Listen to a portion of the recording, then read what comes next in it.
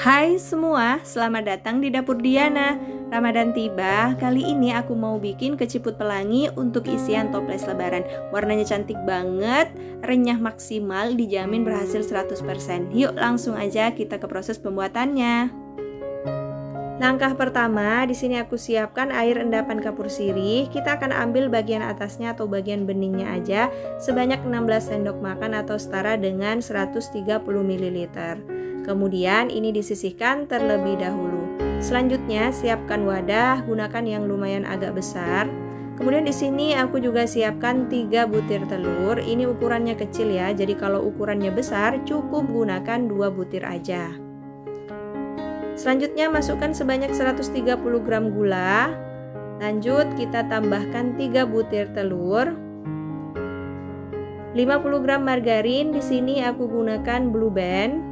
Kemudian 1 sendok teh garam dan 1 sendok teh vanili cair, boleh diganti menggunakan vanili bubuk. Nah, kemudian ini diaduk sampai gulanya larut sekitar 5-7 menitan.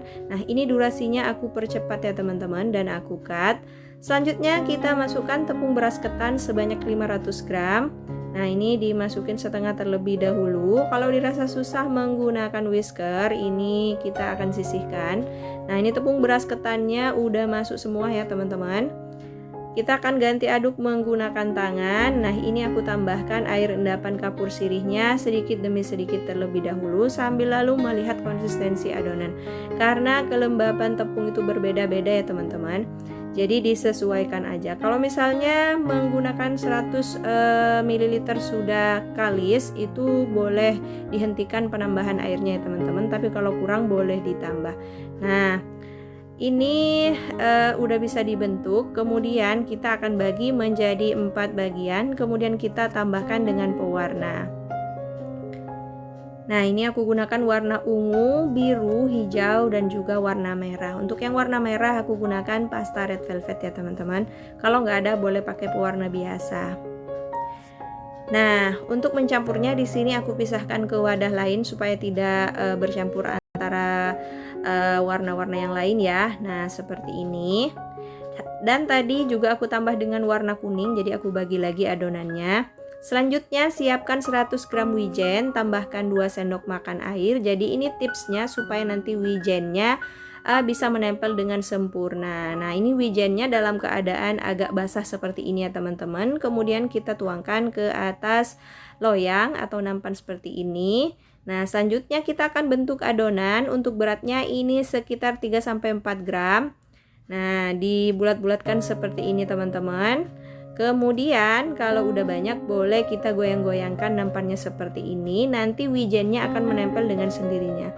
Kalau misalnya mau dibulatkan lagi seperti ini juga boleh supaya makin memastikan ya wijennya ini menempel dengan sempurna. Kalau misalnya nggak mau dibulat-bulatkan lagi juga boleh karena ini udah pasti menempel ya teman-teman. Dengan digoyang-goyangkan seperti ini agak lama, nantinya dia akan menempel dengan sendirinya. Nah, lakukan sampai semuanya selesai. Nah, di sini aku buletinnya agak banyak. Ini makin bagus ya karena saat digoyang-goyangkan akan berbenturan satu sama lain dan itu menyebabkan wijennya menempel dengan sempurna. Oh ya, kalau misalnya wijennya udah mulai mengering, wajib tambahkan air kembali. Jadi wijen itu dalam keadaan basah sehingga menempel dengan sempurna. Nah, ini udah selesai dibalur dengan wijen keseluruhan. Selanjutnya kita ke proses penggorengan. Di sini aku sudah panaskan minyak menggunakan api sedang cenderung kecil. Kalau udah panas langsung dimasukin ke ciputnya. Kita tunggu sampai adonan keciputnya ini mengapung keseluruhan ya. Boleh sekali diaduk supaya yang saling merekat terpisah, tapi nggak boleh sering-sering ya teman-teman. Nah, ini kita tunggu sampai adonannya mengapung keseluruhan.